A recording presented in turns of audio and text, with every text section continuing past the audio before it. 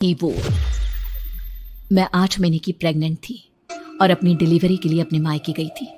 माँ ने मुझे फोन पर बताया, घर के पीछे की तरफ जो खाली जमीन थी ना, वहां पर एक नया कमरा बनवा लिया है।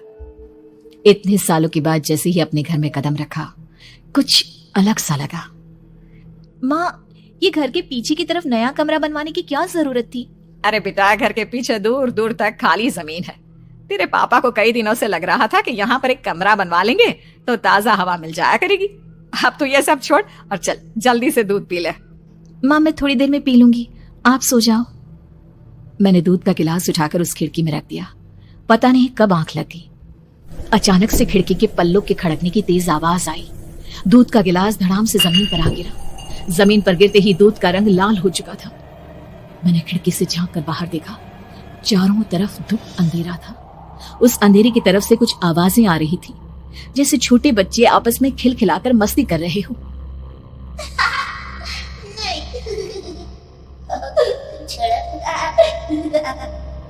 इतनी रात को इतने घनघोर अंधेरे में बच्चों की आवाज कैसे आ रही है?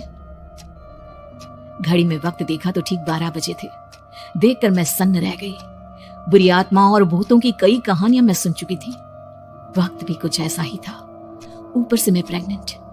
सुना था कि ऐसे वक्त में अक्सर बुरी आत्माएं औरतों का पीछा करती है, तो क्या मेरे पीछे भी?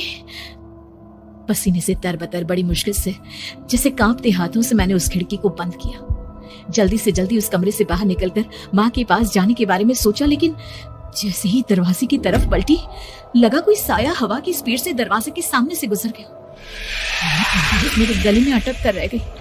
मैं जोर से चीख कर माँ को बुलाना चाहती थी, लेकिन वो आवाज खुद मेरे कानों तक नहीं पहुंच पा रही थी। तो माँ तक कैसे पहुंचती?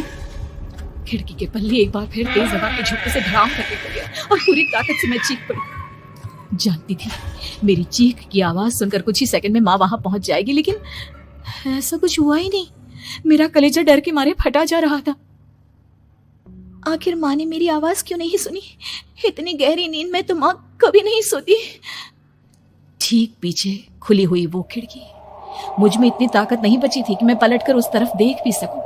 हवा का एक सनसनाता हुआ झोंका उसी वक्त मेरे कानों से आकर टकराया। लगा जैसे किसी ने दबी हुई आवाज में धीरे से मुझसे कहा, चली जाओ यहाँ से। मैंने दोनों हाथ अपने कानों पर रख लिए और एक बार फिर ताकत लगाकर जोर से चीखने की कोशिश की। मेरी आवाज उस कमरे की दीवारों से टकराकर वापस मुझे ही सुनाई दे रही थी। जितनी ताकत के साथ मैंने चीखने की कोशिश की थी, कुछ ही देर बाद उससे कहीं ज्यादा तेज और दर्दनाक चीख मुझे सुनाई देने लगी। ये आवाज ठीक मेरे पीछे खिड़की से आ रही थी। वो आवाज मेरे कानों में पिघलते हुए लोहे की तरह गिर रही थी।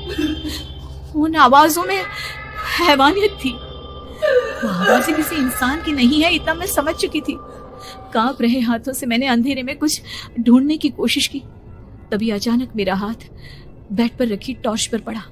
किसी तरह ताकत लगाकर टॉर्च का बटन ऑन किया, लेकिन ये क्या? सामने दरवाजे पर 3 छोटी लड़कियां खड़ी हुई थी। उनके हाथ में स्टील के चमचमाते हुए चाकू थे।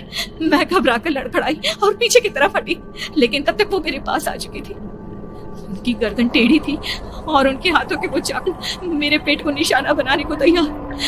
मैं जोर से चीखी, नहीं, छोड़ दो मेरे बच्चे को, मत मारो, मत मारो, छोड़ दो मेरे बच्चे को। सोनाली, क्या हुआ बेटा? तू इतनी डरी हुई क्यों है? उठ बेटा, क्या हुआ? हड़बड़ाकर मैंने अपनी आंखें खोली। देखा तो दिन निकल आया था। माँ मुझे जगा रही थी। मेरा चेहरा पूरा पसीने से लथपथ था। क्या हुआ बेटा? तुमने कोई बुरा सपना देखा क्या? मैं अभी तक अपने पूरे होश में नहीं थी।